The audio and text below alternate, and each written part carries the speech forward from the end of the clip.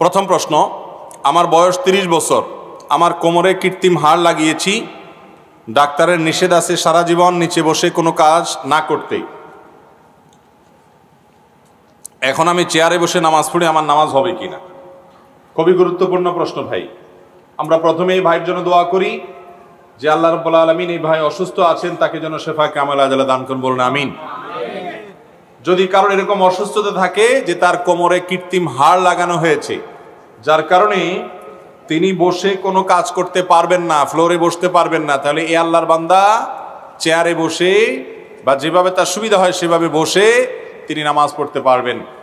যে ব্যক্তি দাঁড়াতে সক্ষম এবং দাঁড়ানো থেকে চেয়ারে বসতে সক্ষম, তাহলে তার দাঁড়ানোর ফরজ আদায় করতে হবে, দাঁড়ানোটা একটা ফরজ।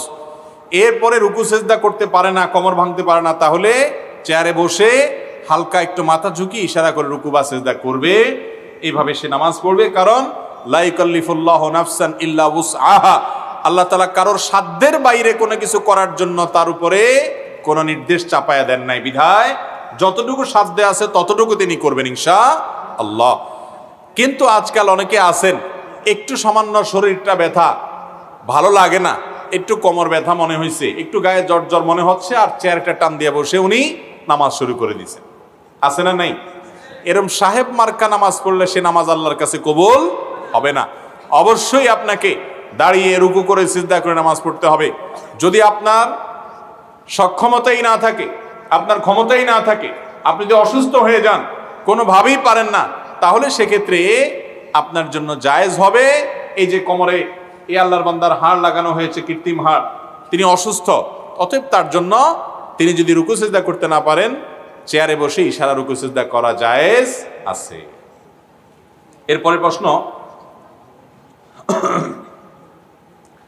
আমাদের এলাকায় মুমূর্ষ অবস্থায় বা কঠিন বিপদের সময় হাফেজ ডেকে এনে সূরা আনআম 21 বার বা 41 বার খতম করানো হয়, এটা কতটুকু সহিহ? সহিহ হাদিসের আলোকে জানাবেন। কোন ব্যক্তি যদি অসুস্থ থাকেন, মুমূর্ষ অসুস্থ, তো এই ব্যক্তির জন্য কোরআনে কারীমের যদি সূরা তেলাওয়াত করে সুস্থতা কামনা করা হয়, আরোগ্য লাভের চেষ্টা করা হয়, তাহলে সেটা তো জায়েজ আছে। কারণ কোরআনে কারীমের সূরা, কোরআনে কারীমের আয়াত, এগুলো দিয়ে রোগের শেফা হিসাবে ঝাড়ফুঁক করা বা এগুলো তেলাওয়াত করে আল্লাহর কাছে দোয়া করা, সুস্থতা কামনা করা, এটা জায়েজ আছে। এই রুকিয়া এটা না জায়েজ না। কিন্তু যদি কেউ মনে করে যে মুমূর্ষ অবস্থায় এই কোরআনে কারীমের তেলাওয়াত করলে এর সওয়াবটা তিনি ওই মুমূর্ষ ব্যক্তিকে পাঠিয়ে দিবেন, তো জীবিত মানুষ একজনে কোরআন তেলাওয়াত করে আরেকজন জীবিত মানুষকে ট্রান্সফার করে দিবে, এই ট্রান্সফারের সিস্টেম নাই। মোবাইলের যেরকম আপনার পয়সা, টাকা পয়সা, এগুলো ব্যালেন্স যেরকম ট্রান্সফার করা যায়, এই আমলনামা বা সওয়াব একজন জীবিত মানুষ আরেকজনের জন্য ট্রান্সফার করতে পারে না। অতএব মুমূর্ষ ব্যক্তির সামনে এইরকম অসুস্থ অবস্থায় রুকিয়া বা ঝাড়ফুঁক হিসাবে তেলাওয়াত করতে পারেন। কিন্তু যদি আপনি মনে করেন যে এই তেলাওয়াত করলে বিশেষ সওয়াব হবে, এতবার পড়লে এই সওয়াব হবে, অতবার পড়লে ওই লাভ হবে, যেগুলো কোরআন হাদিসে উল্লেখ নাই, এরকম কোনো কিছু যদি আপনি বিশ্বাস করেন, তাহলে সেটা জায়েজ হবে না। দুনিয়াবি জাগতিক যে ব্যাপার আছে, যেমন সুস্থতা, সেটার জন্য আপনি কোরআন তেলাওয়াত করে আশা করতে পারেন। তবে এই ক্ষেত্রে আমরা জানি যে কোরআন খতম করার, কোরআন পড়ার জন্য একটা ব্যবসায়িক ব্যাপার সেবার হয়ে গেছে আজকাল, যে টাকা পয়সা দিলে কিছু লোক পড়ে দেয়। কোরআনে কারীমের তেলাওয়াত, দোয়া, এগুলো যার যারটা শেষে করবেন, এটাই হলো শরিয়ার মূল ফরম্যাট। অন্যের কাছ থেকে দোয়া চাইতে পারেন, কিন্তু তাই বলে এটার জন্য ভাড়াটিয়া লোক ঠিক করে তারা টাকা নিয়ে নিয়ে সব জায়গায় পড়ে পড়ে দিয়ে আসে, এই সিস্টেম মুহাম্মদ রাসূলুল্লাহ সাল্লাল্লাহু আলাইহি সাল্লামের শেখানো সিস্টেম না। কথা কি বুঝাতে পারছি? এরপরে প্রশ্ন হলো, যদি কোনো সৎ ন্যায়পরায়ণ সহজ সরল ব্যক্তিকে শুধুমাত্র হেনস্থা, কটূক্তি ও হেয় প্রতিপন্ন করার উদ্দেশ্যে সামাজিক যোগাযোগ মাধ্যমে কোনো ব্যক্তি বা সম্প্রদায় ইচ্ছাকৃতভাবে বিভিন্ন উস্কানিমূলক পোস্ট দেয়, তাদের উদ্দেশ্যে কিছু বলবেন? ভাইরা আমার, তরুণরা আজকাল আমরা যারা ফেসবুক প্রজন্ম আছি, ফেসবুক প্রজন্ম, ইউটিউব প্রজন্ম, টিকটক প্রজন্ম, টুইটার প্রজন্ম, ইনস্টাগ্রাম প্রজন্ম, যে প্রজন্ম হাতে আজকাল প্রচুর পরিমাণে সোশ্যাল মিডিয়া, এই সোশ্যাল মিডিয়া প্রজন্মের লোকদের জন্য, তরুণদের জন্য ভালো কাজ করার যেরকম অপার সম্ভাবনা আছে, আল্লাহর কাঠগড়ার অনেক বড় আসামি আল্লাহর কাঠগড়ার আসামি হওয়ার ভয়ও অনেক আছে। কারণ ফেসবুক, ইউটিউব এবং এই সমস্ত সোশ্যাল মিডিয়াগুলো, আমাদের যুবক ভাইরা যারা আছেন আপনাদেরকে বিশেষভাবে বলছি, আপনাদের অনেকের জন্য এগুলো হয়ে গেছে নিছক বিনোদনের একটা প্ল্যাটফর্ম। কিভাবে মজা করবেন, কিভাবে রসিকতা করবেন, কিভাবে আনন্দ বিনোদন করবেন, এ হলো চিন্তা। ভালো কথা, আপনি এখান থেকে রসিকতা করেন, আনন্দ বিনোদন করেন, এটা নাজায়েজ না। কিন্তু আপনার রসিকতা করতে গিয়ে যদি অন্য কোনো মানুষকে আক্রমণ করেন, কারোর চরিত্র হনন করেন, কারোর অধিকার নষ্ট করেন, তাহলে শরীয়তের দৃষ্টিকোণ থেকে আপনি অপরাধী হয়ে গেলেন। আমরা অনেকে, বিশেষ করে যারা ফেসবুক ইত্যাদি দিয়ে সোশ্যাল মিডিয়াতে অনেক বেশি সক্রিয়, এই লোকগুলোকে দেখা যায় তারা এই ব্যাপারে তাদের কোনো বাজ বিচার নাই, এই ব্যাপারে তাদের কোনো সেন্স নাই, হুঁশ নাই, মাথা কাজ করে না, তারা টেরই পায় না যে তাদের নিজের অজান্তে তারা কাবিরা গুনাহ করে ফেলছে। ধরুন কথার কথা, একজন মানুষ তিনি কোনো ভুল করেছেন, তার ভুলটা নিয়ে আপনি ট্রলবাজি করতেছেন, আপনি মজা করতেছেন, আপনি মিম বানাচ্ছেন, আপনি তার ওইটা নিয়ে আপনি রোস্টিং ভিডিও বানাচ্ছেন, সমালোচনা করতে গিয়া তার চরিত্র হনন করছেন, তার নামে বাজে ট্যাগ দিচ্ছেন, তার ছবিকে বিকৃত করে একটা পোস্ট বানাইতেছেন, তাকে ব্যঙ্গ করে বিভিন্ন কথা বলতেছেন, তার ব্যক্তিগত বিষয় নিয়ে সন্দেহমূলকভাবে নানা রকমের আপত্তিকর ট্যাগ দিচ্ছেন, মন্তব্য করতেছেন, হাহা করছেন, মজা করছেন। ভাইরা আমার, কোনো মানুষের চরিত্র নিয়ে মজা করা এটা হারাম। কেমন হারাম? কোনো মানুষকে, নিরপরাধ মানুষকে হত্যা করা যেরকম হারাম, কাউকে নিয়ে এরকম হাসি ঠাট্টা মজা করা, অপমান করা, তুচ্ছ-তাচ্ছিল্য করা, অসম্মান করা, তার মর্যাদা হানি করা, এরকম হারাম এবং গুনাহের কথা। এটা আমার কথা না, নবী করিম সাল্লাল্লাহু আলাইহি সাল্লাম বিদায় হজের ভাষণে বলেছেন, আজকের এই দিনটা যেরকম সম্মানিত, আজকের এই জায়গাটা যেরকম সম্মানিত, এই মাসটা যেরকম সম্মানিত, আরাফার ময়দানে দাঁড়িয়ে তিনি বলেছিলেন, ঠিক একই রকম তোমাদের প্রত্যেকের রক্ত এরকম সম্মানিত, একজন আরেকজনের রক্ত ঝরাতে পারবে না। তোমাদের প্রত্যেকের মর্যাদা, ইজ্জত, সম্মান এরকম সম্মানিত, কারোর ইজ্জত নষ্ট করা যাবে না। অতএব কোনো মুসলমানের ইজ্জত যদি আপনি নষ্ট করেন ফেসবুকে, একজনকে নিয়ে ট্রল করতেছেন, সব বন্ধু মিলে, সব দোস্ত মিলে, হয়তো বেচারা ভুল করেছে, ভুল করলে তার গঠনমূলক সমালোচনা অবশ্যই করতে পারেন। বিশেষ করে বয়সে যারা তরুণ, তাদের কাছে মনে হয় এইরকম পাগলামি ছাগলামি করা, এরকম উল্টাপাল্টা করা, এটা বোধহয় আমাদের রাইট। ভাইরা আমার, মানবিক মূল্যবোধ আজকাল হারিয়ে গেছে। একজন 12, 14, 16 বছরের কিশোর কিংবা 17, 18 বছরের তরুণ, তার কাছে বয়সে তার বাপের সমান অথবা তার চাইতে হয়তো বড়, এরকম মানুষকে নিয়েও অনেক বাজে মন্তব্য আমরা করছি। সবচেয়ে লজ্জা লাগে যখন ইসলামের নাম দিয়া, ইসলামের লেবাস পরে ফেসবুক ইত্যাদিতে দেখা যায় কথার কথা কোনো নায়িকা, তিনি হারামে লিপ্ত, অশ্লীলতায় ডুবে আছেন, সমাজের অনেকের নষ্টের কারণ হয়ে আছেন, তাই বলে তাকে নিয়ে আপনি বাজে মন্তব্য করলেন, তার মনে আঘাত দিয়ে অযথা তাকে খোঁচাখুচি করলেন এবং গালিগালাজ করলেন। আপনি মনে করতেছেন আপনি ইসলামের খেদমত করতেছেন, অথচ এগুলো ইসলামের খেদমত হতে, আপনি গঠনমূলক সমালোচনা করেন, আপনি তাকে নসিহত উপদেশ করেন, কিন্তু সেটা আপনি করছেন না।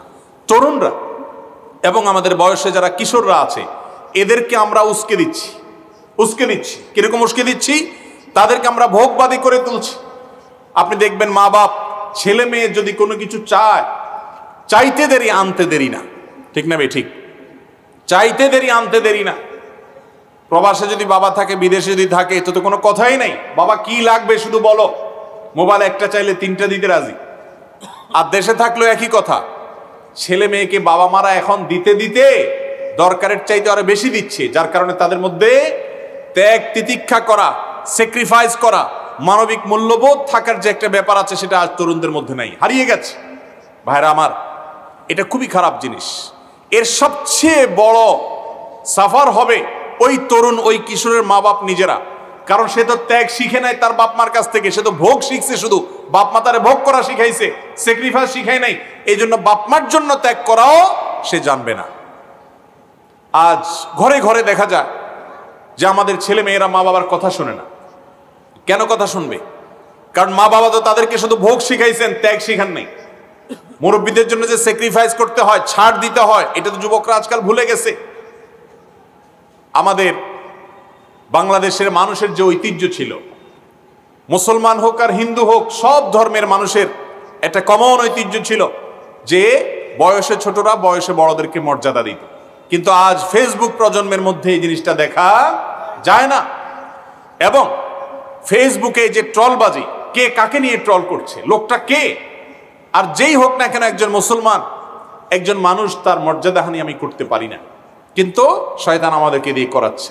অনেক সময় দেখবেন যার সাথে আপনার মনের মিল নেই, আপনি হয়তো এক গ্রুপের ইসলামে দল করেন, আরেক গ্রুপের ইসলামে কোন একটা গ্রুপের সমর্থক বা নেতা তার ছবিরে ব্যঙ্গ করে, তার নামে কটূক্তি করে, তাকে নিয়ে হাসাহাসি করে আপনি মনে করতেছেন আপনি দ্বীনের খেদমত করছেন। এই লোকগুলোর সম্পর্কে আল্লাহ বলেছেন যে কুল হাল নুনাব্বিউকুম বিল আখসারিনা আমালা, আমি কি তোমাদেরকে বলে দিব এমন লোকদের কথা যারা অনেক কষ্ট করতেছে এবং এই কষ্ট করে তারা আল্লাহর কাছে কোনো পুরস্কার পাবে না। আল্লাযীনা দাল্লা সাইয়ুহুম ফিল হায়াতিদ দুনিয়া, দুনিয়ার জীবনে তাদের সমস্ত সাধনা বরবাদ। ওয়াহুম ইয়াহসাবুনা আন্নাহুম ইহসিনুনা সুনআ, অথচ তারা মনে করতে তারা সওয়াবের কাজ করতেছে, ইসলামের কাজ মনে করে, সেবা মনে করে। আল্লাহকে খুশি করার জন্য একজন নায়িকাকে গালি দিলেন ফেসবুকে, সওয়াব হবে না গুনাহ হবে? একজন খারাপ মানুষ, দুর্নীতিবাজ ধরা পড়ছে, সে দুর্নীতি করে, ঠিক আছে, তার দুর্নীতির বিরুদ্ধে আপনি প্রতিবাদ করেন, সামাজিক প্রতিরোধ, সামাজিক আন্দোলন, সামাজিক সচেতনতা গড়ে তোলেন, সবই ঠিক আছে, কিন্তু তার বাপ মা তুলে একটা গালি দিলেন, সওয়াব হবে না গুনাহ হবে?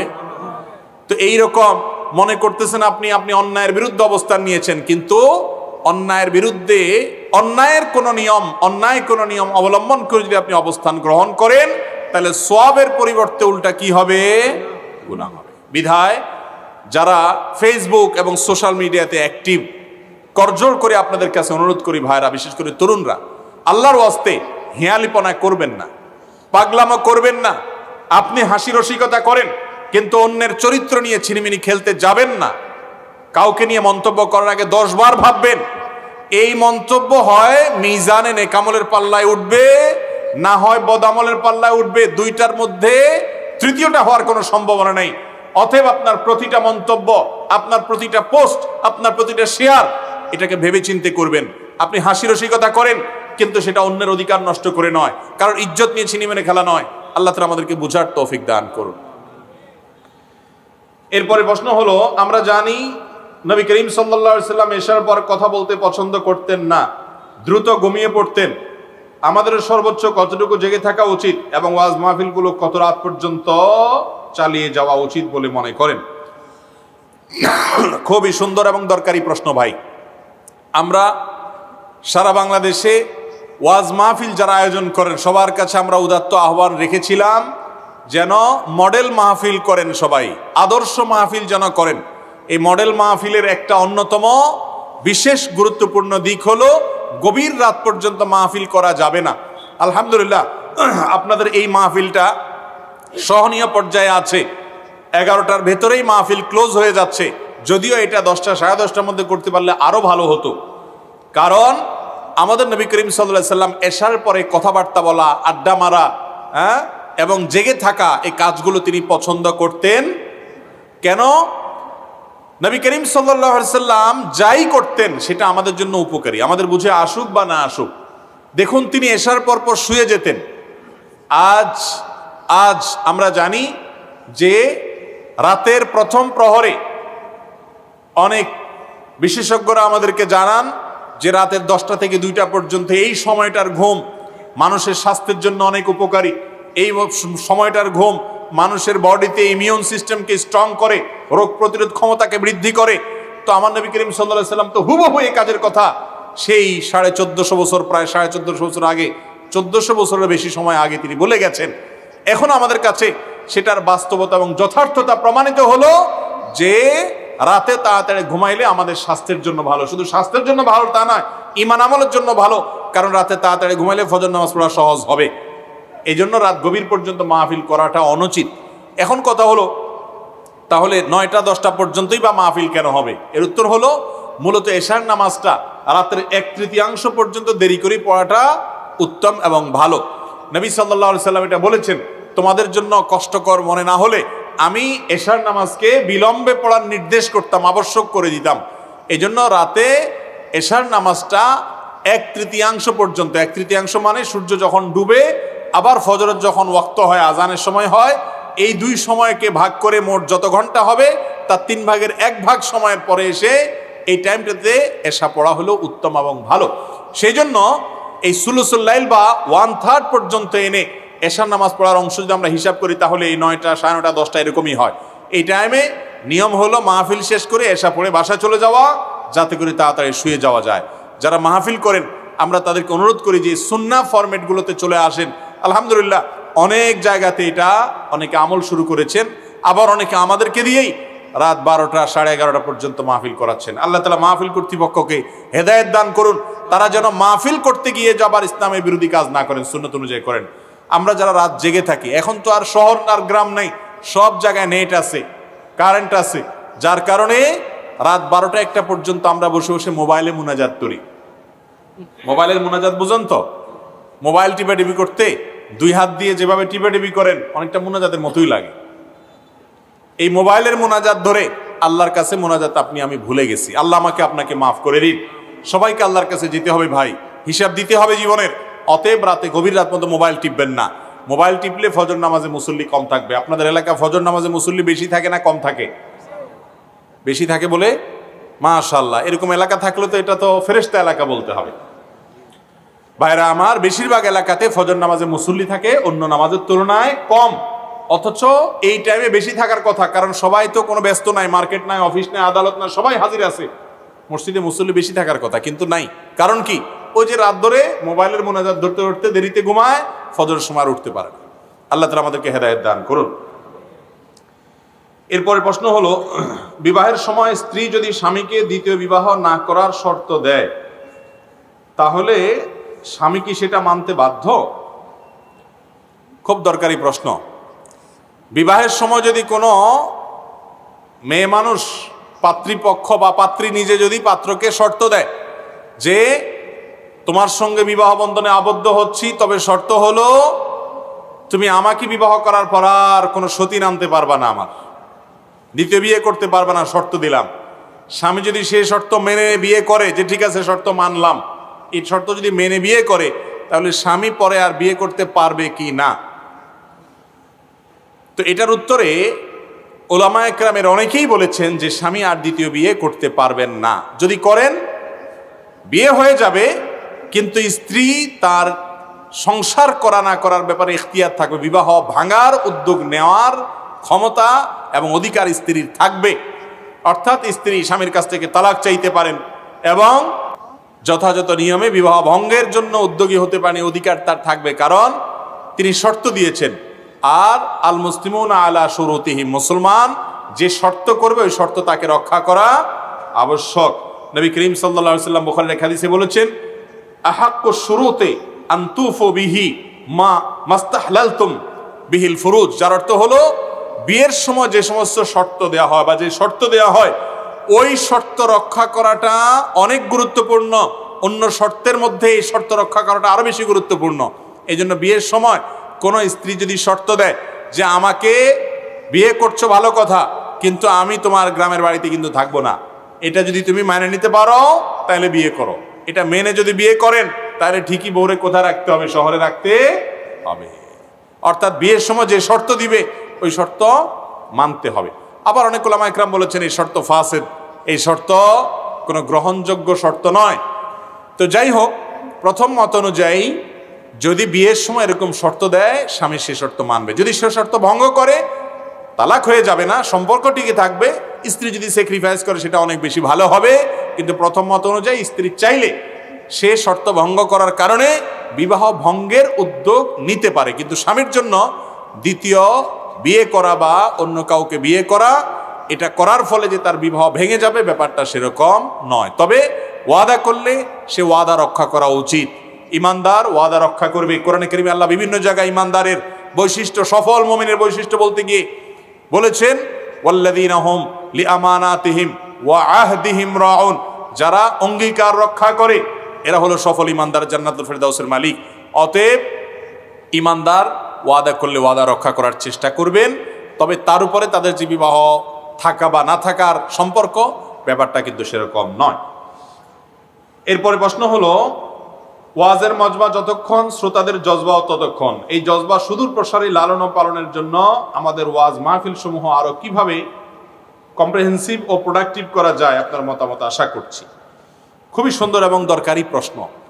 এটা ঠিক যে আমাদের দেশে ওয়াজ মাহফিলে যতক্ষণ মানুষ থাকে ততক্ষণ নারায়ে তাকবীর, জজবা, জোশ, চোখের পানি, মাথার টুপি সব ঠিক আছে। ওয়াজ মাহফিল থেকে চলে গেছে, আবার তার যে আকাম কুকাম হারাম কাম যা করত, আবার সেই একই জায়গায় সে আবার হাবুডুবু খাচ্ছে। ঠিক না ভাই? ঠিক। এগুলোর অন্যতম একটা কারণ হলো ওয়াজ মাহফিলগুলো থেকে আমরা হেদায়েত পাচ্ছি না। ওয়াজ মাহফিলগুলো বেশিরভাগ বক্তারা চেষ্টা করেন মাহফিলগুলোকে জমানো বুঝেন, হাসানো কাঁদানোর কিচ্ছা কাহানি বিভিন্নভাবে অঙ্গভঙ্গি করে মানুষকে ধরে রাখা, জমায় রাখা, এই চেষ্টা করে। এই চেষ্টা খুব কম বক্তা করে, যে আমি যতক্ষণ কথা বলবো কোরআন হাদিস থেকে মানুষের জীবনে নেওয়ার মতো, শেখার মতো কথা যেন বলতে পারি। আরেকটি কারণ আছে, সেটা হলো যে বক্তা যখন ইখলাস তার মধ্যে না থাকে, তিনি যখন কথা বলেন দুনিয়ার আশায়, তখন তার ওই কথা থেকে হেদায়েতের সম্ভাবনা অনেক কম থাকে। আজ এই রোগটাও অনেক ব্যাপক আকার ধারণ করেছে। এই জন্য ওয়াজ মাহফিল এত হচ্ছে, কিন্তু সেই অনুযায়ী হেদায়েত নাই। কিন্তু তারপরও নাই মামার চাইতে কানা মামা ভালো। ওয়াজ মাহফিল যদি না থাকতো তাহলে এতক্ষণ তো বসে বসে গান শুনতেন। ঠিক না ভাই? ঠিক। গুনার কাজ করতেন, কিছু তো ভালো কথা শুনেন, আলহামদুলিল্লাহ। কাঙ্ক্ষিত ফলাফল হয় না এটা ঠিক, কিন্তু কিছু ফলাফল হয়। কিন্তু ওয়াজ মাহফিলগুলোর মধ্যে গুণগত মান পরিবর্তন করা গেলে, কর্তৃপক্ষ যারা আছেন তারাও যদি চেষ্টা করেন, আমরা কোরআন হাদিসের কিছু কথা মানুষকে শোনাবো, পরিবর্তন করার চেষ্টা করব, তাহলে অনেক ভালো কিছু করা সম্ভব। আয়োজকরাও বেশিরভাগ চায় টাকা উঠাইতে পারে কোন হুজুর, সুরসার আছে কোন হুজুরের, কোন হুজুর জমাইতে পারবে, কোন হুজুর ভাইরাল বক্তা, কোন হুজুর অনেক বেশি আসলে পাবলিক বেশি হবে, এইসব ধান্দায় হুজুর দাওয়াত দেয়। কোন হুজুর কোরআন হাদিসের কথা বেশি বলবে, মানুষকে ইখলাসের সাথে দাওয়াত দিবে, উপকার হবে মানুষের, ওই চিন্তা করে মাহফিলের আয়োজকরা খুব কমই আয়োজন করে। ঠিক না ভাই? ঠিক। এই জন্য মাহফিলগুলো থেকে যতটা উপকার হওয়ার কথা ততটা উপকার হয় না। আল্লাহ তাআলা আয়োজক, আলোচক এবং শ্রোতা তিন শ্রেণীর মানুষকে এই মাহফিল থেকে হেদায়েত গ্রহণ করার, হেদায়েত বিতরণ করার তৌফিক দান করুন। আমরা অনেকে আছি শ্রোতা, তাদের মধ্যেও কিছু ভেজাল আছে। অনেক শ্রোতা আছেন যে এই সমস্ত এটাকে ম্যাগাজিন অনুষ্ঠান বানায় ফেলছে। ম্যাগাজিন অনুষ্ঠান, মাহফিলটা আজকাল কি ম্যাগাজিন অনুষ্ঠান। এখানে আসে মজার জন্য, যে হুজুর আপনার বিভিন্ন অঙ্গভঙ্গি করবে, বিভিন্ন ভাবভঙ্গিমা করবে, এগুলো দেখে একরকমের মজা করবে, এন্টারটেনমেন্ট করবে। অবশ্য তাও খারাপ না, কারণ হারাম এন্টারটেনমেন্টের জায়গায় একটা হালাল এন্টারটেনমেন্ট হলো। কিন্তু এটা শুধু এন্টারটেনমেন্ট না, এটা তো কোরআন হাদিসের কথা বলার জায়গা। আল্লাহ তাআলা আমাদের সবাইকে এই ওয়াজ মাহফিলগুলোকে গুণগত মান পরিবর্তন করে আদর্শ ওয়াজ মাহফিল করার তৌফিক দান করুন। এরপরে প্রশ্ন হলো, স্ত্রীর স্বর্ণের যাকাত কি স্বামীকে দিতে হবে? খুবই জীবন ঘনিষ্ঠ একটি প্রশ্ন। এই প্রশ্ন আমাদের বহু বোনের ঘরে ঘরে। স্ত্রীর যে গহনা আছে, স্বর্ণ আছে, এগুলোর যাকাত কে দিবে? স্ত্রীকে দিতে হবে না স্বামীকে দিতে হবে? এই ব্যাপারে একটা বিষয় আমাদেরকে আগে পরিষ্কার হতে হবে, যে স্বর্ণের মালিক, গহনার মালিক আসলে কে। এটার উত্তর যদি জানা যায়, তাহলে যাকাত কে দিবে সে উত্তর দেওয়া সহজ হবে। আমাদের দেশে মহিলাদের প্রতি এত অবিচার আমরা করি, এত জুলুম আমরা করি, নামাজি কালামি মুসলমানরাও, অন্যদের কথা তো বটেই, যে মেয়েদের সম্পদ কি সেটা পরিষ্কার করে তাদেরকে বুঝাই দেই না। অনেক স্বামী আছেন যে তারা স্ত্রীকে স্বর্ণ দেন, গহনা দেন, প্রবাসী আছেন সেখান থেকে স্বর্ণ পাঠান, বিয়ের সময় স্বর্ণ দেন। এই স্বর্ণের মালিক কে সেটা আসলে পরিষ্কার থাকে না। বলে কেন পরিষ্কার থাকে না? কারণ হলো, স্ত্রীকে আপনি গহনা দিলেন, এরপরে আপনার যখন টাকার দরকার হয়েছে, আপনি বলতেছেন যাও তোমার গলার হারটা দাও। কি করবা? বলে ওই যে স্বর্ণকারের কাছে দিয়ে টাকা আনবো বা বিক্রি করে দিব। তো বেচারি গলা থেকে কিনে ওটা খুলে দিয়ে দিতে বাধ্য হচ্ছে। এই দৃশ্য আমাদের দেশে আছে না নাই? এমনকি স্বামীর মা স্বামীর বোন বা যে কেউ পরিবারের, তারা চাইলেই তার গহনা নিয়ে যেতে পারতেছে, সে অধিকার মনে হচ্ছে তাদের আছে। এরকম একটা অবস্থা আছে না আমাদের দেশে? তাহলে এই স্বর্ণের মালিকটা কে? একটা হতে পারে যে স্বামী এটার মালিক, তিনি তার স্ত্রীকে ব্যবহারের জন্য দিয়েছেন, যে ঠিক আছে তুমি এই স্বর্ণ ব্যবহার করো, আমার যখন লাগে আমি নিয়ে নিব, তোমাকে মালিক বানাই দেই নাই, শুধু ব্যবহার করতে দিলাম।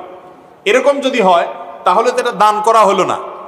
মোহর হিসাবে যদি আপনি স্ত্রীকে স্বর্ণ দেন, তাহলে সেটা মালিক কে হবে? স্ত্রী হবে। ওইটা তো আপনি নিতে পারবেন না। আপনি নিতে হলে স্ত্রীর কাছে নরম হয়ে আবেদন করতে পারেন, আবদার করতে পারেন, চাইতে পারেন যে তুমি যদি দয়া করে তোমার স্বর্ণটা দাও, আমার বিপদে পড়েছি, আমি তোমার স্বর্ণ বিক্রি করে আমি বিপদ উদ্ধার হয়ে আবার তোমার এটা আমি পরিশোধ করে দিব, তুমি ধার দাও, এটা আমি চাইতে পারেন আপনি। আর আপনি চাওয়ার পর স্ত্রী দিবে কিনা সেটাও তার অধিকার আছে। সে যদি বলে না তুমি আবার কখন টাকা পয়সা কামাইতে পারবা না, না পারবা, আমি দেব না, তুমি অন্যভাবে সারো, সে অধিকারও স্ত্রীর আছে। এটা বলার পরে যদি স্ত্রীর প্রতি আপনি কোনো প্রকার জুলুম না করেন, ভুল না বুঝেন, অন্যায় আচরণ না করেন, তাহলে আপনি আদর্শ মুসলমান, আপনি আসল মুসলমান। আর যদি ওইটা বলার পরে স্ত্রীর প্রতি আপনি চড়াও হন, তাহলে আপনি 2 নম্বর মুসলমান। কথা কি বুঝাইতে পারছি? এখন আমাদের দেশে বউরে যদি বলে যে তোমার স্বর্ণটা বিক্রি করে দাও, আমার বিদেশ থেকে ভিসা আসছে, টাকা দিতে হবে, আমি বিদেশে গেলে আবার তোমারে কিনে দেব। বউ যদি বলে না তুমি পরে কিনতে পারো না, না পারো, তোমারটা তুমি বুঝো, আমি স্বর্ণ আমারটা দেব না, কি বলেন? ওই বউ ওই সংসারে ভাত খাইতে পারবে? আল্লাহু আকবার। বেশিরভাগ সংসারে আগুন ধরে যায়, বলবে বাবারে ডেঞ্জারাস মহিলা, স্বর্ণ চাইছি সে দেয় নাই।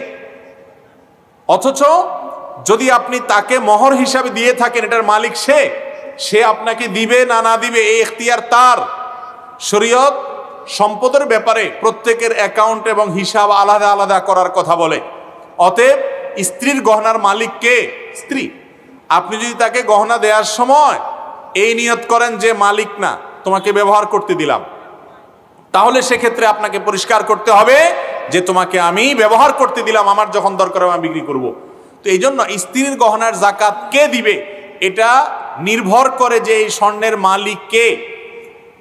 যারা মহিলারা স্বর্ণের মালিক আছেন, 7 ভরির বেশি স্বর্ণ আছে, আপনারা আপনাদের স্বামীদেরকে জিজ্ঞাসা করবেন যে স্বর্ণ টর্ণ দিছ, বাপের বাড়ি থেকে দিলে তো উনি মালিক, ওটা তো জিজ্ঞেস করার দরকার নেই। যদি স্বামী দিয়ে থাকে জিজ্ঞেস করবেন তুমি যে দিছ এগুলা কি তোমার না আমার, কথা পরিষ্কার করো।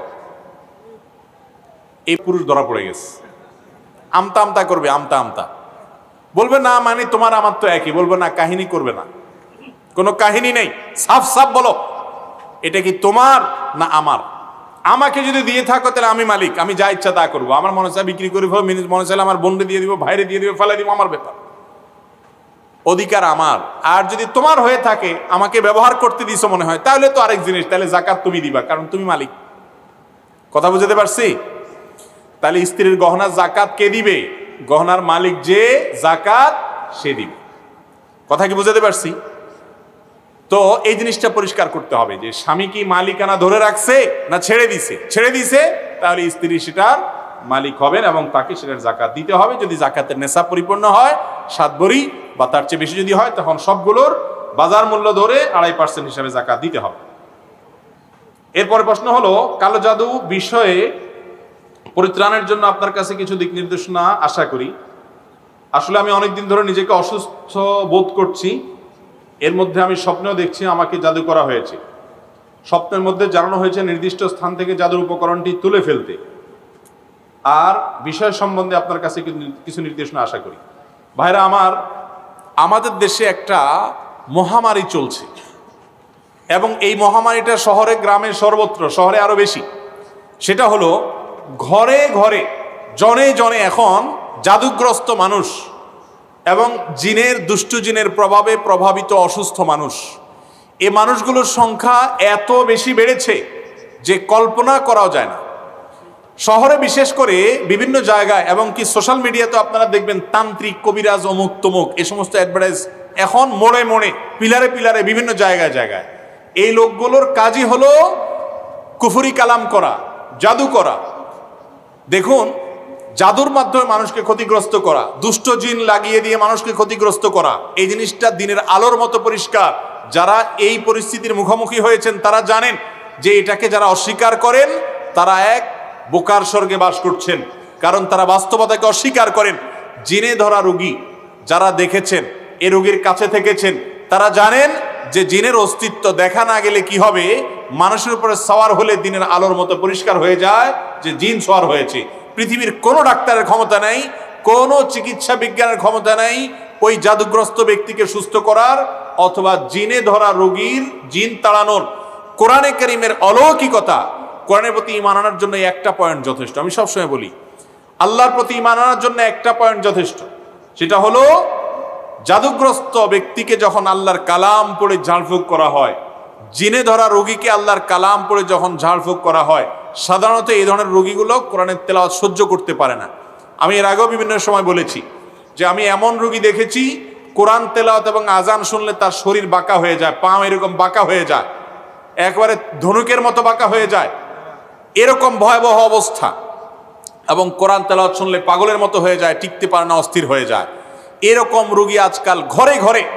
এর অন্যতম প্রধান কারণ হলো যে এই যে জাদু মন্ত্র এবং কুফরি কালাম করা মানুষগুলো ছড়ায় গেছে সমাজে। আমি তো মনে করি প্রশাসনের উচিত এই সমস্ত তান্ত্রিক কবিরাজগুলোকে ধরে ধরে সবগুলোকে বিচারের মুখোমুখি করা, কারণ এগুলো স্বামী স্ত্রীর মধ্যে গন্ডগোল লাগানো, মানুষের জীবনকে তছনছ করা, জাদুগ্রস্ত করা এবং এই ধরনের পরিস্থিতির শিকার করা মানুষকে এই কাজগুলো তারা করে যাচ্ছে, মানুষের ক্ষতি করছে। এটা এক ধরনের ক্রাইম, এটা এক ধরনের অপরাধ, সাধারণ কোনো অপরাধ না। ইসলামী শরিয়াত দৃষ্টিকোণ দিয়ে এই ধরনের অপরাধীদেরকে ইসলামী আদালত মৃত্যুদণ্ড দেওয়ার কথা বলেছেন নবী করিম সাল্লাল্লাহু আলাইহি ওয়াসাল্লাম। এই জন্য জাদুগ্রস্ত কোনো মানুষ যদি জাদুগ্রস্ত হন, কোরআন তেলাওয়াত শুনলে তিনি সহ্য করতে পারেন না। জাদুগ্রস্ত রোগী, বিশেষ করে জেনে ধরা রোগীর হাই বেশি আসে, হাই তোলে বেশি বেশি করে, এবং কোরআন তেলাওয়াত শুনলে সহ্য হয় না, আজান এর আওয়াজ শুনলে সহ্য হয় না, আর স্বপ্নে বেশি বেশি করে ওই জিনিসগুলো দেখে। এগুলো আলামত।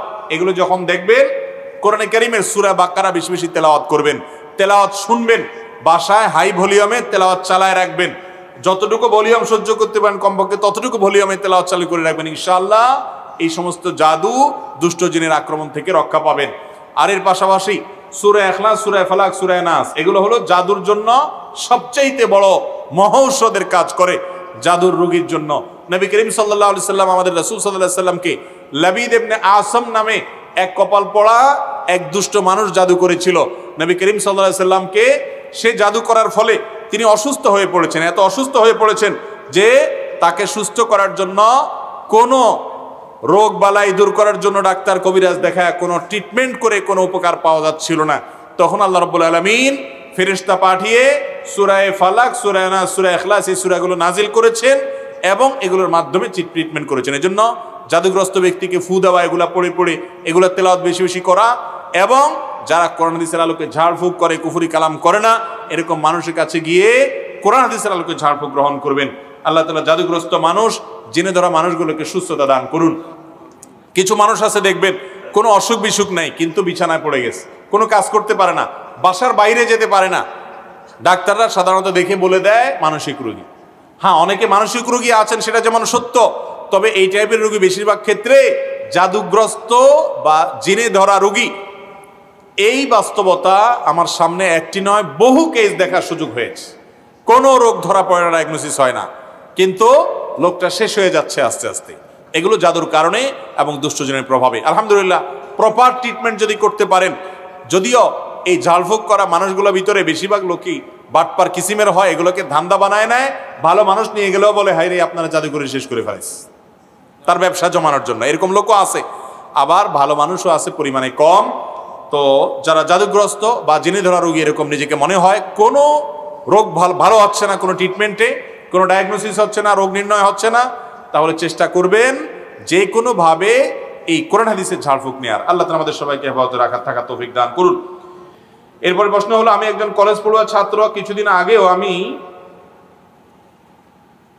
মুভি, গান প্রভৃতি দেখতে অভ্যস্ত ছিলাম। আল্লাহর রহমতে এখন এসব ত্যাগ করতে সক্ষম হয়েছি, কিন্তু ইদানিং ইসলামিক তুর্কি ওয়েব সিরিজ যথাক্রমে সুলতান সুলেমান, আর্তুগ্রুল গাজী, ক্রুলুস ওসমান ইত্যাদি সিরিয়াল দেখতে আসক্ত হয়ে গেছি। এ বিষয়ে শরীয়তের বিধান জানতে চাই। ভাইরা আমার, ইসলামের ইতিহাস জানা অনেক গুরুত্বপূর্ণ। কিন্তু ইসলামের ইতিহাস জানতে গিয়ে যদি আপনি ফিল্ম দেখতে হয়, আর সে ফিল্মে যদি নারী পুরুষ সমান তালে অভিনয় করে এবং পর্দাহীনতা থাকে, অশ্লীলতা থাকে, সেখানে যদি মিউজিক থাকে, সেখানে যদি হারামের উপাদান থাকে, এবং সেটা দেখতে গিয়ে যদি আপনাকে হারাম জিনিস অবশ্যই দেখতে হয়, অ্যাভয়েড করার সুযোগ না থাকে, তাহলে ইসলামের ইতিহাস জানার নাম করে সেরকম ফিল্ম দেখা জায়েজ হওয়ার সুযোগ নাই। এটা ঠিক যে মুসলমানদের ইতিহাস আমাদেরকে জানতে হবে, সেগুলোর জন্য যদি এরকম ফিল্ম তৈরি করা হয় যে ফিল্মে হারাম কোনো উপাদান নাই, তাহলে সেগুলো দেখা জায়েজ আছে। এবং এ ধরনের ফিল্ম যেগুলোতে হারাম উপাদান নাই, যেগুলো মানুষ দেখতে পারে হালাল, যেগুলোতে মিউজিক থাকবে না, নারী পুরুষের মিশ্রণ এবং পর্দাহীনতার যে ব্যাপারটা সেটা যদি না থাকে, তাহলে সেরকম ফিল্ম দেখা জায়েজ আছে এবং সেটা বানানো জায়েজ আছে। কিন্তু এরকম ফিল্ম দেখার নাম করে, ইসলামের ইতিহাস জানার নাম করে ফিল্ম দেখলে সেটা গুনাহ হবে সওয়াবের পরিবর্তে। এরপরে প্রশ্ন হলো, আমাদের দেশে অনেক আলেম জাদুটোনা তাবিজ দেয়, এটা কোরআন হাদিস দ্বারা কতটুকু যুক্তিসঙ্গত? খুবই সুন্দর প্রশ্ন। অনেক মসজিদের ইমাম সাহেব আছেন, অনেক আলেম সাহেব আছেন, অনেক মুয়াজ্জিন সাহেব আছেন, অনেক হুজুর সাহেব আছেন, ইয়া লম্বা দাড়ি, লম্বা জুব্বা, সবই ঠিক আছে, কিন্তু ওনার কাছে গেলে আপোষের তাবিজ দেয়, আবার বিচ্ছেদের তাবিজ দেয়, আবার আপনার একজন আরেকজনের পিছনে শত্রুতা উদ্ধারের তাবিজ দেয়। আছে না নাই? এই মানুষগুলো এই অপকর্ম যে করছে নিজেরাও জানে না যে দাড়ি টুপি অথবা ইসলামী লেবাস পোশাক পরেও তিনি যে হারাম কাজে লিপ্ত তিনি নিজে জানেনও না। কোনো মুসলমানকে কারোর ক্ষতি করার জন্য সহযোগিতা করা কি জায়েজ না না জায়েজ? সওয়াবের কাজ না গুনার কথা? তাহলে হারাম কাজ কবিরা গুনাহ যে হুজুর করেন, সে হুজুর করলেও সেটা কি হবে? কবিরা গুনাহ হবে। কোন মসজিদের ইমাম যদি এরকম কোন তাবিজ কবজ দেয়, এরকম কোন কায়ে কারবার করে, তাহলে সেই রকম ইমামকে নসিহত করতে হবে, না সরে আসলে এই ইমামকে পরিবর্তন করতে হবে। কারণ তিনি এই যে স্বামী স্ত্রীর মধ্যে ঝগড়া লাগানো, অমুকের পিছে তমুককে লাগানো, ক্ষয়ক্ষতি করার তাবিজ দেওয়া এবং এই জাতীয় জাদু মন্ত্র কুফরি কালাম এগুলোর আশ্রয় নিচ্ছেন। অতএব এরকম ব্যক্তিকে নসিহা করতে হবে অথবা তাকে ইমামতি থেকে সরাতে হবে। আল্লাহ তাআলা আমাদের যারা এই সমস্ত কাজে লিপ্ত না জেনে তাদেরকে হেদায়েত দান করুন, আমিন। এরপরে প্রশ্ন হলো, বিড়াল, কুকুর, পাখি বা কবুতর পালা যাবে কিনা? বিড়াল পালা তো যাবে, এতে কোনো সন্দেহ নাই। কারণ নবী করিম সাল্লাল্লাহু আলাইহি সাল্লাম বিড়াল সম্পর্কে বলেছেন, ফাইন্নাহা মিনাত তাওয়াফিনা আলাইকুম আত-তাওয়াফাত, বিড়াল তোমাদের বাসা বাড়িতেই থাকে, এই জন্য তার ঝুঁটাকে তিনি হারাম করেন নাই। বিড়াল যদি কোনো কিছুতে মুখ দেয়, তাহলে কুকুর মুখ দিলে যেরকম হারাম হয়ে যায়, নাপাক হয়ে যায়, বিড়াল যদি মুখ দেয়, বিড়ালের ঝুঁটা কি হয় না? নাপাক হয় না। এই জন্য বিড়াল পালা জায়েজ আছে, বিশেষ করে ইঁদুরের উপদ্রব থেকে বাঁচার জন্য, কিংবা এমনি আদর করে আপনি বিড়াল পালেন, কোনো অসুবিধা নেই। আপনারা সবাই জানেন একজন সাহাবী ছিলেন, নাম হলো আবু হুরায়রা, নাম শুনছেন না? রাদিয়াল্লাহু তাআলা আনহু। ওনার নাম কিন্তু আসলে আবু হুরায়রা ছিল না, ওনার নাম ছিল প্রসিদ্ধ মত অনুযায়ী আব্দুর রহমান। আরো অনেকগুলো মত আছে ওনার নাম নিয়ে, কিন্তু ওনার নাম পরে আবু হুরায়রা উঠে গেছে। কিভাবে? ওনার একটা বিড়াল ছিল, জামার হাতার ভিতরে এই বিড়াল ভরে অনেক সময় মসজিদে নিয়ে আসতেন। তো একবার নবী করিম সাল্লাল্লাহু আলাইহি ওয়াসাল্লাম তার ওই বিড়াল দেখে, তার সবসময় তার সাথে সাথে বিড়ালটা থাকে, এটা দেখে তাকে বললেন, ও বিড়ালের বাপ। আবু হুরায়রা মানে বিড়ালের বাপ। এরপর থেকে ওনার নাম হয়ে গেছে কি? বিড়ালের বাপ। আসলে কি তিনি বিড়ালের বাপ ছিলেন? এটা কথার কথা হয়ে গেছে, রাসূল আকরাম সাল্লাল্লাহু আলাইহি ওয়াসাল্লাম মজা করে বলেছিলেন। তো তারপর থেকে ওই নামে তিনি পরিচিত হয়ে গেছেন। তাহলে তিনি যেহেতু বিড়াল পালতেন, নবী সাল্লাল্লাহু আলাইহি ওয়াসাল্লাম দেখেও বরং রসিকতা করেছেন, কোনো নিষেধ করেন না। তাহলে বোঝা গেল আমাদের বাসা বাড়িতে বিড়াল পালা কোনো অসুবিধা নাই। কুকুর পালার ব্যাপারে তখনই জায়েজ হবে যখন কুকুরটা পালবেন আপনি পাহারাদারের কাজে, এবং সেটা বাসা বাড়ির ভিতরে না, সামনে তার থাকার জন্য আলাদা ঘর করে দিলেন, রাখলেন, খাবারের ব্যবস্থা করলেন। উদ্দেশ্য ঘেউ ঘেউ করবে, চোর ডাকাত আসলে আপনাকে অ্যালার্ম দিবে এবং পাহারাদারি করবে। পাহারাদারের জন্য কুকুর পালা জায়েজ আছে, শিকার করার জন্য কুকুর পালা জায়েজ আছে। আমাদের দেশ সহ পৃথিবীর সব দেশে বিভিন্ন আইন শৃঙ্খলা রক্ষাকারী বাহিনীরা তারা বিভিন্ন কুকুর পোষেন। সেই কুকুরগুলো সিকিউরিটিতে তাদের হেল্প করে থাকেন এবং তাদেরকে প্রশিক্ষণ দেওয়া হয়ে থাকে। এগুলো সবগুলো জায়েজ আছে। কিন্তু বাসা বাড়িতে কুকুর পোষা, এটা ইসলামী শরিয়ার দৃষ্টিকোণ থেকে শখের বশে কুকুর পোষা, এটা জায়েজ নয়। আমাদের একটা বড় সমস্যা হলো, পশ্চিমাদেরকে কোনো কাজ করতে দেখলে আমাদের সমাজের কিছু মানুষ মনে করে ওই কাজটা করলে বোধহয় আমি একটু ভদ্র হইতে পারবো, একটু স্মার্ট হইতে পারবো, আধুনিক হইতে পারবো, জাতে উঠতে পারবো, আমাকে মনে হয় একটু শিক্ষিত লাগবে। এই জন্য ওরা যদি উল্টাপাল্টাও করে অন্ধের মতো সেটা গ্রহণ করে। আছে না নাই?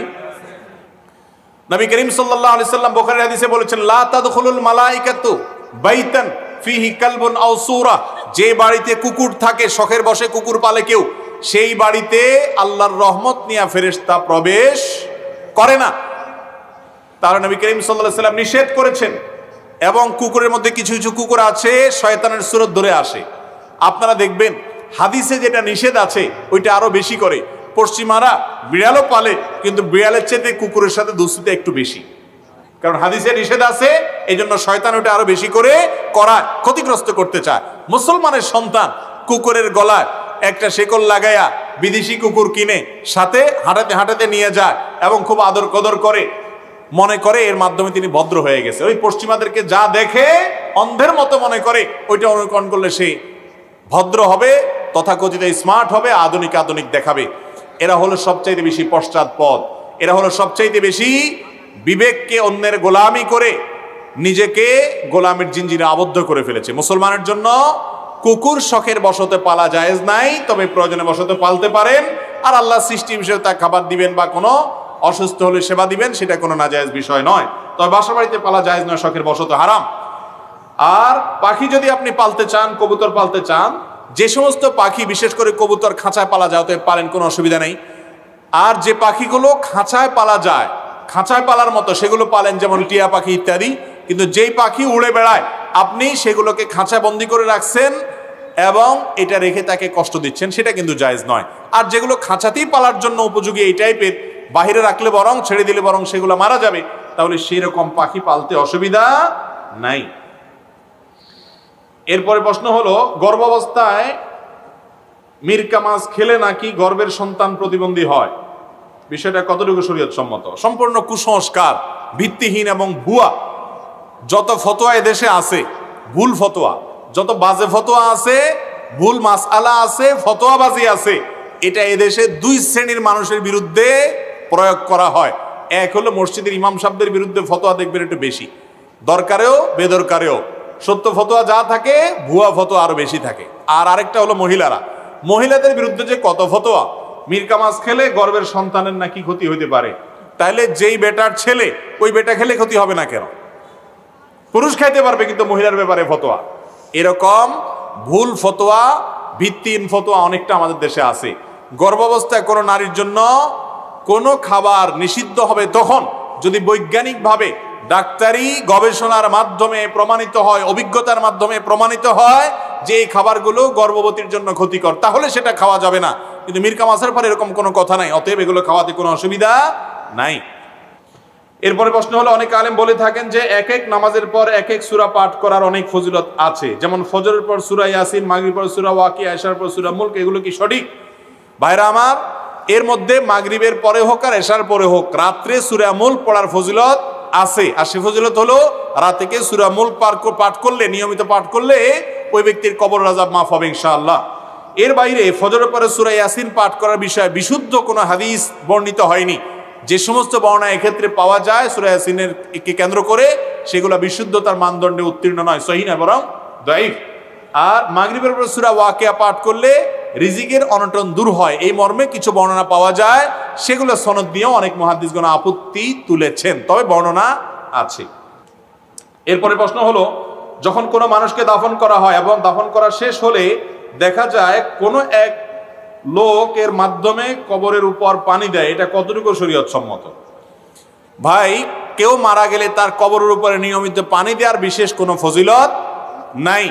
তবে যদি কেউ বিশেষ উদ্দেশ্যে দেয় তাহলে সেটা তার উদ্দেশ্য সাধন হতে পারে, যদি কোনো দুনিয়াবি উদ্দেশ্যে দেয়। যেমন একটা গল্প আছে না, যে কোন মহিলা তার স্বামীকে মৃত্যুর আগে ওয়াদা করাইছে যে তুমি আমাকে কথা দাও, আমার মৃত্যুর পর যতদিন আমার কবর ভিজা থাকবে ততদিন তুমি শুকানোর আগ পর্যন্ত বিয়ে করবা না। স্বামী বলছে ঠিক আছে, ওয়াদা করলাম। তো স্বামী মারা যাওয়ার পর, ওই বউ মারা যাওয়ার পরে স্বামী এবার দেখে যে কবর আর শুকায় না, 2-4 মাস হয়ে গেছে কিন্তু তারপরও কবর শুধু ভিজাই থাকে। চিন্তা করলো ব্যাপারটা কি। পরে একদিন দীর্ঘ সময় পর্যন্ত দূর থেকে মনিটর করছে যে কোত্থেকে কবর ভিজে, পরে দেখে যে ওই মহিলার ভাইয়ে এসে কবরের উপরে পানি ফালাই দিয়ে যায় প্রতিদিন একবার করে। তো ধরে জিজ্ঞেস করছে ব্যাপারটা কি, বলে যে আপা আমাকে মরার আগে ওসিয়ত করে গেছে যে ভাই যতদিন আল্লাহ তোরে হায়াতে বাঁচায় রাখে প্রতিদিন আমার কবরের উপরে এক বালতি করে পানি ঢালবি। তো এখন কবরের উপরে পানি ঢালার যে কথা বলছেন, এরকম কোনো উদ্দেশ্যের জন্য যদি কেউ পানি ঢালে তার উদ্দেশ্য হয়তো হাসিল হতে পারে, সেটা আরেক জিনিস, কিন্তু শরীয়তের কোনো নির্দেশ না এটা যে কবরের উপরে নিয়মিত পানি ঢালতে হবে। এটা আমাদের নিজেদের মন গড়া, যদি শরীয়তের নামে আমরা করি সেটা ভুল হবে। মাঝে মধ্যে দেখা যায় যে মানুষকে কবর দেওয়ার পরে চারকুল পড়ে চারজন লোক কবরের চার কোণে চারটা করে গাছ রোপণ করে, এটা কতটুকু শরীয়ত সম্মত? এ ব্যাপারেও কোনো নির্দেশনা নবী করিম সাল্লাল্লাহু আলাইহি ওয়াসাল্লাম হাদিস থেকে আছে বলে আমাদের জানা নেই। কোনো নির্দেশনা নেই যে চারজন চার কোণায় দাঁড়াবে, চারটা খুঁটি ধরবে, চারটা গাছ ধরবে, তারপর সেটা লাগাবে, এরকম কোনো কথা নেই। তবে হ্যাঁ, কবরস্থানের উপরে গাছ লাগানো যেতে পারে। কবরস্থানের উপরে গাছ লাগাবেন, ঘাস লাগাবেন, ফুল লাগাবেন, এগুলোতে কোনো অসুবিধা নাই। কিন্তু যে চার কোণে চারজন দাঁড়াবেন এবং চারটা খুঁটি রোপণ করবেন, এরকম কোনো নির্দেশ হাদিস থেকে দেওয়া হয়নি। এরপরে প্রশ্ন হলো, আমার ভাই প্রবাসী, সেখানে সে যেই দোকানে কাজ করে সেই দোকানে হালাল ও হারাম খাবার দুইটাই আছে, এই টাকা আমি এবং আমার বাবা মা খেলে আমাদের জন্য হালাল হবে কিনা? দেখুন, যদি কারোর হালাল এবং হারাম দুই রকমের উপার্জন থাকে, কিছু টাকা হালাল কিছু টাকা হারাম, তাহলে দেখতে হবে বেশিরভাগ হালাল না বেশিরভাগ হারাম। যদি হারামের পরিমাণ বেশি হয় তাহলে সেটা খাবেন না, আর যদি হালালের পরিমাণ বেশি হয়, হারাম কম থাকে, তাহলে খেতে পারেন, কিন্তু সেটা অ্যাভয়েড করতে পারলে, না খেতে পারলে ভালো, তাকওয়ার দাবি। আর যদি কেউ এরকম বড় ভাই বা বাবা তিনি উপার্জন করেন, আপনি ছোট, এখন উপার্জন করেন না, উপার্জনের সুযোগ নাই, তাহলে আপনি তার অধীনস্থ হিসাবে আপনার জন্য সেটা খাওয়া জায়েজ হতে পারে। বিকল্প উপার্জনের পথ খুঁজতে থাকবেন সেটা পাওয়ার আগ পর্যন্ত ওজর হিসাবে। এরপরে প্রশ্ন হলো, আমার আম্মুর আগে বিবাহ হয়েছে, সেখানে ডিভোর্স হয়েছে, এখন যেই জায়গায় বিবাহ হয় এই বাবার সামনে আমি পর্দা করতে হবে কিনা? সম্ভবত কোনো বোন প্রশ্ন করেছেন। কোনো ব্যক্তির তার যদি মা তার আগে কোথাও বিয়ে হয়েছে, সেই ব্যক্তি যার সাথে বিয়ে হয়েছে তার সাথে সন্তান সন্ততি পরের ঘরের যেগুলো হয়েছে তাদের কোনো পর্দা নাই, কারণ তারাও বাবা। মায়ের স্বামী যেই হবেন, সেটা নিজের আপন বাবা না হোক, তিনি পর বাবা, সৎ বাবা, কিন্তু বাবা। অতএব তার সাথে কোনো পর্দার বিধান নাই। কোনো মহিলার বিয়ের পর হয়তো তার স্বামী মারা গেছেন, এরপর তিনি আরেক বিয়ে বসেছেন অন্য কোনো পুরুষের কাছে, তাহলে যে পুরুষের সাথে বিয়ে বসেছেন তার যে স্বামী মারা গেছেন ওই স্বামীর ঘরের যদি মেয়ে থাকে, এই মেয়েরা ওই ভদ্রলোক যার সাথে তিনি পরে বিয়ে বসেছেন তার সাথে দেখা দিতে পারবে, দেখা দিতে কোনো অসুবিধা নাই। আমাদের দেশে স্বামী মারা গেলে মহিলারা অন্য জায়গায় বিবাহ বসতে পারে না, কারণ আপনারাই বাধা দেন, ঠিক না বে ঠিক? সমাজের লোকেরা বাধা দেন। এটা খুবই জঘন্য একটা অপরাধ, ভালো করে জেনে রাখেন, খুব বড় ধরনের একটা গুনাহের কথা। কোনো বিধবা, কোনো মহিলা তার স্বামী মারা গেলে বা তালাক হয়ে গেলে তাকে যদি কেউ বিবাহ করে এই জন্য যে এই বেচারির এখন আশ্রয় দরকার, তাহলে সে আল্লাহর কাছে সওয়াব পাবে ইনশাআল্লাহ। আর সমাজের মানুষ যদি সেটাকে দোষণীয় মনে করে, তাহলে সেক্ষেত্রে সেটা অনেক বেশি অন্যায় কথা, গুনাহের কথা। বিধায় সাবধান থাকতে হবে। আল্লাহ তাআলা আমাদেরকে বুঝার তৌফিক দান করুন। কোনো বিধবা মহিলা বিয়ে করতে চাইলে সমাজের মুরব্বী যারা আছেন, আপনাদের কাছে করজোড় করে বলে যাই, তাকে আপনারা সাহায্য করবেন এবং ওই মহিলার বিয়ের জন্য আপনারা উদ্যোগী হবেন। কেউ যদি বাজে কথা বলে তাকে থামাবেন, কারণ একজন মহিলা অথবা পুরুষ, তার জীবন সঙ্গী গুরুত্বপূর্ণ বিষয়, দরকার হয়, তার একাকী জীবন যাপন করা কঠিন হয়।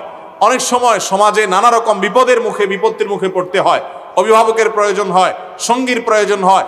বিদায় কোনো মহিলার স্বামী মারা গেলে বা তালাক হলে তাকে বিবাহ দেওয়াটাকে খারাপ মনে করবেন না। খারাপ মনে করলে আপনি খারাপ হবেন এবং তাকে সাহায্য করবেন।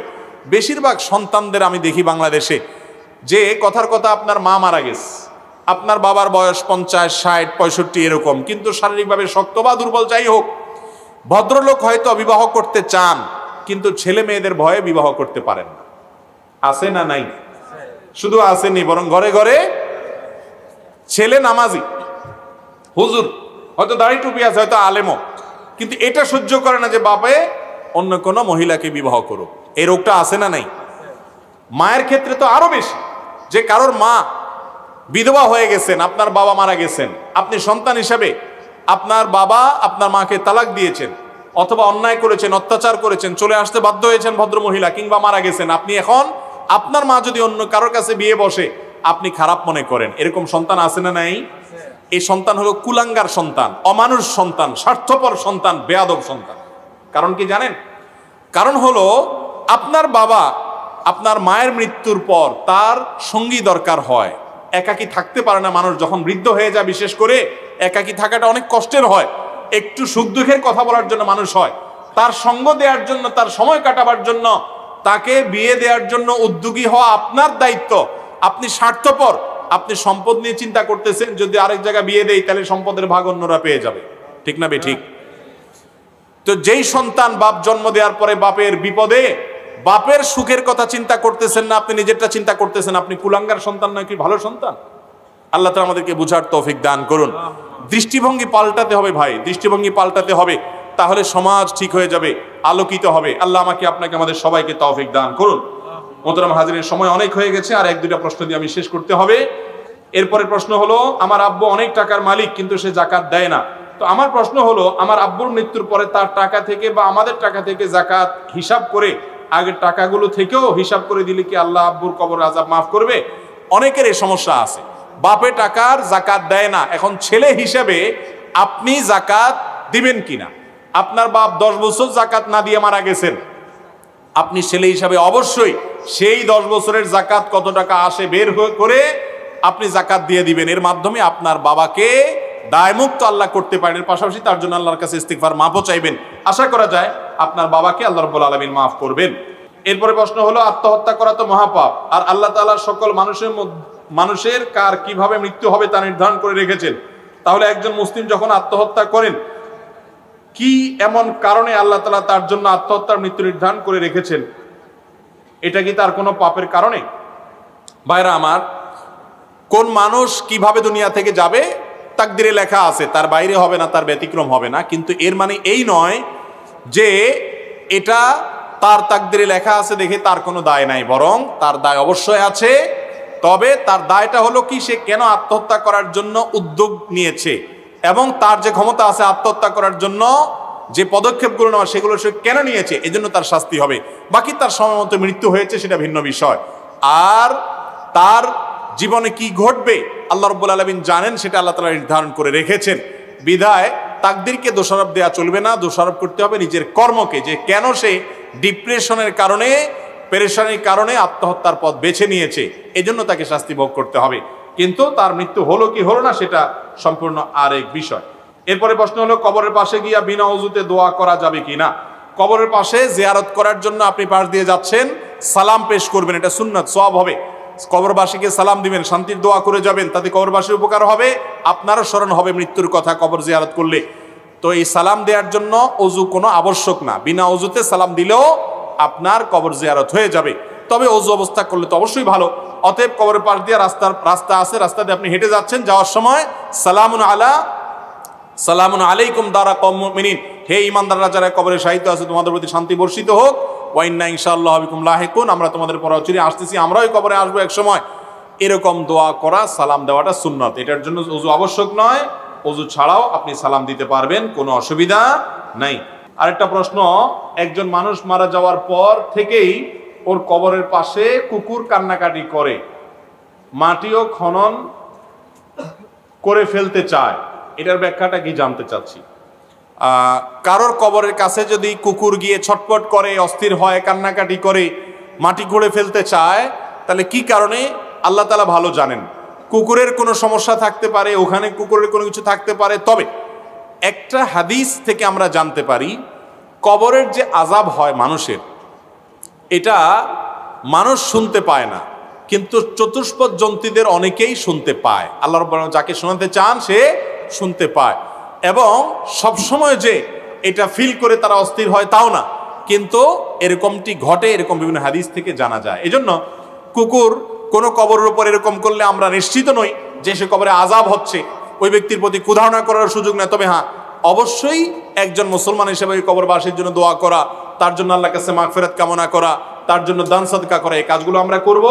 সেই সাথে এর অন্য কোনো কারণ আছে কিনা সেটাও গবেষণা করে বের করার চেষ্টা করব। আল্লাহ তাআলা আমাদের সবাইকে কবরের আযাব থেকে বেঁচে থাকার তৌফিক দান করুন।